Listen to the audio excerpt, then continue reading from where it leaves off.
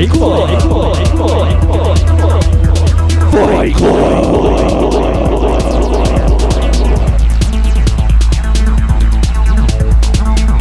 Ladies and gentlemen, from North Texas. let's get ready to Fight Club. So now we go down to the best, the NFC East. Now, really, on paper, this one is not as exciting. But since 2/3 of the hosts here root for teams in the NFC East, might as well, right? A hair-throwing Brian's competition. You have right. Oh God, it's a bunch of bald men.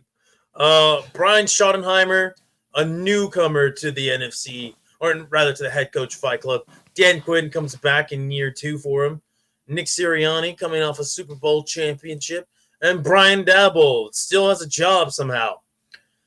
Well, gentlemen, let's talk about this. Dan Quinn, I think it's the tallest man in this division. Brian Daboll, built like Butterbean. Yeah. And then Nick Sirianni frequently gets his ass kicked in these tournaments. Brian Schottenheimer, brand new, but let's face it, he's not really that imposing now, is he? So how does this play out? Well, looks like he could kill you in a tennis match. Maybe pickleball. Maybe. Well, I'm glad you brought this up because I feel like he's got a little more mobility. We can give him tennis. Well, I'm glad you brought this up because this fight takes place on a pickleball court. Actually, these guys were part of an NFL initiative to build more friendlier, sportsman-like relationships between the coaches. Because at the end of the day, being an NFL head coach is like being an NFL quarterback. It's a fraternity of its own, right? Not everybody gets to do it. So we have a pickleball matchup going on. On one side, you have Brian Daboll, Nick Sirianni. On the other side, you have Schottenheimer and Quinn. And Brian Daboll he's running out of stamina pretty quickly. All right, look at him. It doesn't look like he's done a lick of cardio since he was probably in high school. And Nick Sirianni, he's getting the best of him because Nick Sirianni, he just looks like a pickleball lover, right? He's like, finally, I'm winning something during this time of the year. That's not the Super Bowl. And Brian Daboll, he takes offense to this. It's like, what's that supposed to mean? I was like, nothing, man. I just, we're not doing the Fight Club this year. I don't think so. This time of year, I'm usually getting my ass kicked. Now I'm finally beating somebody in this. And he's like, well, you beat me enough as it is in the end. And when we're playing against the teams, you should let up there too. He's like, Nick, you're just having a shit-eating green. He's like, no, it's not my fault. Your fucking team sucks. That South Jersey in him starts to come out. I think he's from South Jersey. I'm not entirely sure. He's from somewhere in Jersey. All right. And that Italian shit talker is starting to come out of him. It's like, Daboll, man, why don't you just got yourself a chopped cheese over there on your side of Jersey, huh? And he's like, what? Yeah, get yourself a chopped cheese, kid. Yeah. He's like, what do you call me? Fat or something? He's like, oh, I have to call you fat. I just got to show you a mirror, buddy. And Brian Daboll, he takes offense to that. He drops his paddle and he's like, all right, fucker, put him up. And what does Nick Sirianni do? He says no. And he starts running around the courts, and Brian Daboll starts to chase him.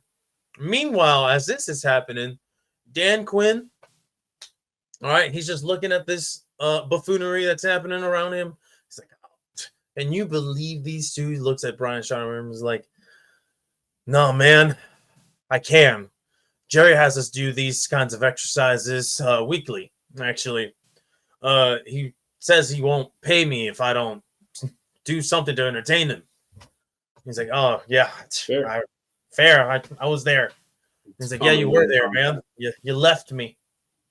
Brian Schottenheimer says to Dan Quinn, he's like, I didn't leave you. Not my fault. I'm just a better, more qualified person to be a head coach. You just kind of got handed the job. He's like, what the fuck do you mean by that? It's like, you know what I mean by that.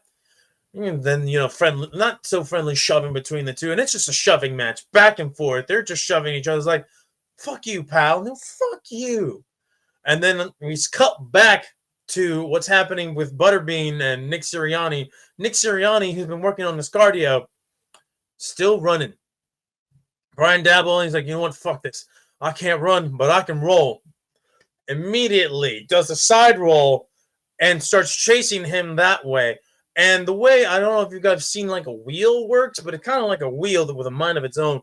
And he's starting to build momentum because gravity, force of nature, whatever. And he immediately catches up with Nick Sirianni and he just mows him down. And he is cartoonishly flat, just like a paper thin. This knocks Sirianni out of the competition. But now Brian Dabble has nothing to stop him, right? Because an object in motion stays in motion unless acted upon by something else.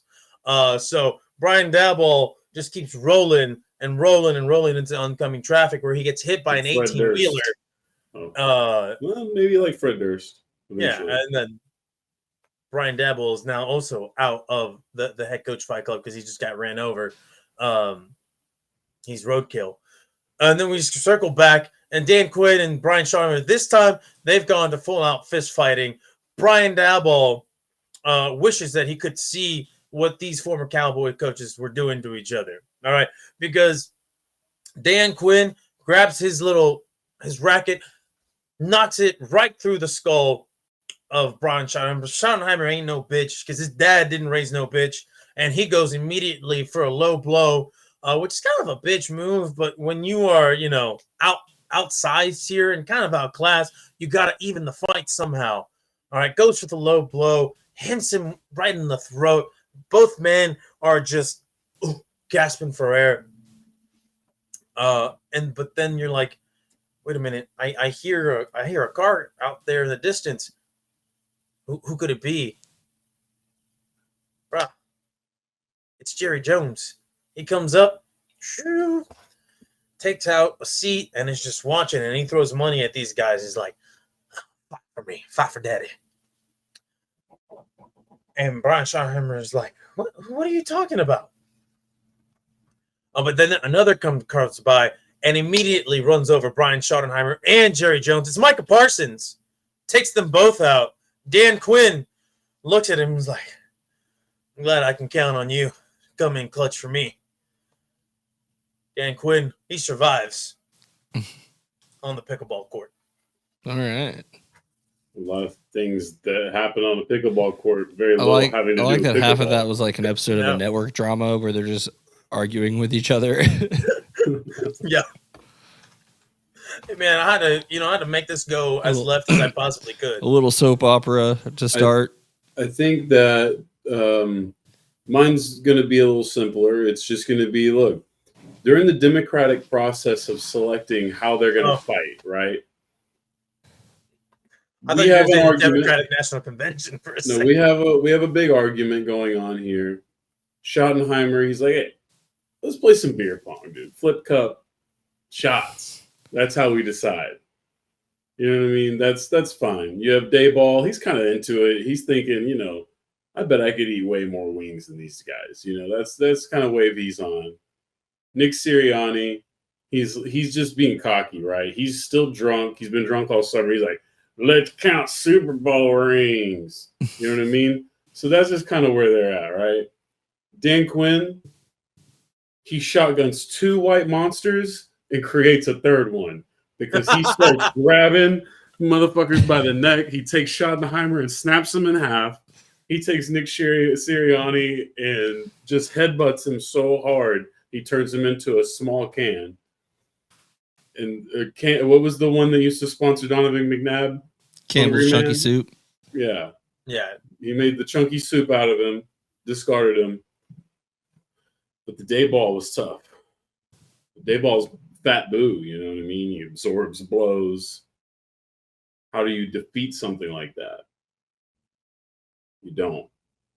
So Dan Quinn is actually sucked into Brian Dayball, who now becomes the winner, and is now both Fat Boo. He's, if we know the Dragon Ball characters, he's now Fat Boo and the regular Majin Buu when he wants to be. He can be Dan Quinn and absorb Dan Quinn's form and now headbutt people. So Dayball, huh? Yeah. Interesting. Majin Buu, Dayball. Oh, you're the tiebreaker, or you create another tie. Or It's a yeah, great tie. or something that we factored for in the first draft of this, but didn't create a new concept for how we decide. But don't worry, I don't think I don't think we gotta worry about that this week, because as they enter the ring, because they're the NFC East and because Jerry's involved, it's a whole big thing. It's a big show, a big production. So we see Nick Sirianni comes in first. He's The carrying main his. card. He's coming in his Lombardi. He's got Saquon with him, Jalen Hurts with him, walking him into the ring. Next comes Brian Dable. Not as an illustrious cast, but he's got Plaxico with him. For some reason, that's who they were able to get. So Plaxico joins him to the ring. Brian Schottenheimer comes in with all of Dude Perfect. Yes. And then Dan Quinn just comes in by himself because he doesn't need anybody. And Well, he's got money backing him now. He's got Magic Johnson hanging out with him. he's got the president trying to change his team's name. Yeah. So the fight doesn't take too long. Dayball Rikishi's Nick Sirianni, and he dies from having his head between butt cheeks. He does the same to Brian Schottenheimer, and then he's too tired to do anything, and Dan Quinn beats him easily. Because Dan Quinn's the man. He's the only man in that group. Yeah. I felt like I had more story I could play out with the Majin Buu thing, but ultimately Dan Quinn was sort of the one I wanted because he has such a bulbous head. I did almost go with Dan Quinn, also dressed like Stone Cold Steve Austin, but decided. I think I'm going to turn decided to go a Dan Quinn different into a route. space alien. So Dan Quinn wins, which means our 4 representatives from the NFC this year are Dan Campbell, Mike McDonald, Dan Quinn, and defending champ Raheem Morris. Beautiful. 2 Dans. There we go. 2 Dans coming to you in the next. Well, not next week. In the next round. It would be And fun to y'all- have a tie, but there was no way that Sirianni or Shoddy was winning that fight. So Absolutely not. They're not. I mean, we could have, but they just don't have enough lore. Like Sirianni's almost got enough lore, but it's nothing like I can't do enough with it still. no, Yeah, and You have to the really only have way some for him to be bullshit. more Philly was if he was Big Dom, like the way he looked and was built. And Yeah, then if he'd it have was Big Dom, then it he'd would have change everything. he'd have a lot of potential in this Maybe in this tournament. I should have had him rally up the other side of Philadelphia and Pennsylvania. That side of the fan base. Get the Jan Sixers on the case. Well, I don't know. too I bad don't we know missed about that opportunity. That it's very unfortunate. There's always next year. Assuming, well, I don't think Sirianni would get That's what we should have done. We should have had, let's see, Schottenheimer, Sirianni, who has the most Jan Sixers down to riot for them. Ooh, that's tough. That is a tough call. This is Past the Rock.